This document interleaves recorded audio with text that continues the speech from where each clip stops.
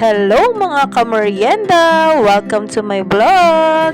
Luto serye na naman nga tayo for today's video.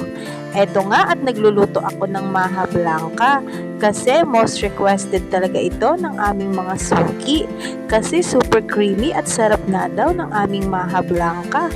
Salamat po mga suki! Ito nga si tita, habang ako'y nagluluto ng maha blanca ay pinagtakal ko na rin ng carbonara. Inuna nga namin kasi itong lutuin, habang si daddy naman ay gumagawa ng palitaw. Kaming tatlo nga ang magkakatuwang dito sa aming humble business. Noong una nga ay kami lang talagang mag-asawa ang magkatulong sa negosyo namin. Pero habang tumatagal, kinailangan na naming mag-hire ng makakasama kasi dumadami na rin ang aming mga suki. Tamang-tama naman ang mga panahong yon ay nangangailangan ng trabaho ang tita ko. Kaya siya na agad ang kinuha namin kasi iba talaga ang pakiramdam kapag kadugo mo ang kasama mo sa negosyo.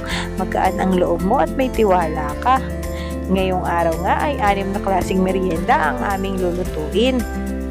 May carbonara, maha blanca, pansit gisado, biko, palitaw at bilo-bilo.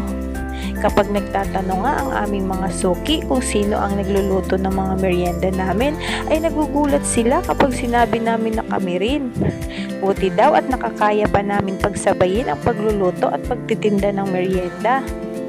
Ganon siguro talaga kapag gusto mo ang ginagawa mo.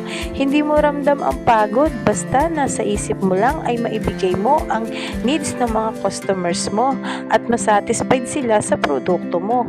O siya mga kameryenda, hanggang dito na lang po muna ang aking luto serye. See you on my next vlog. Bye-bye!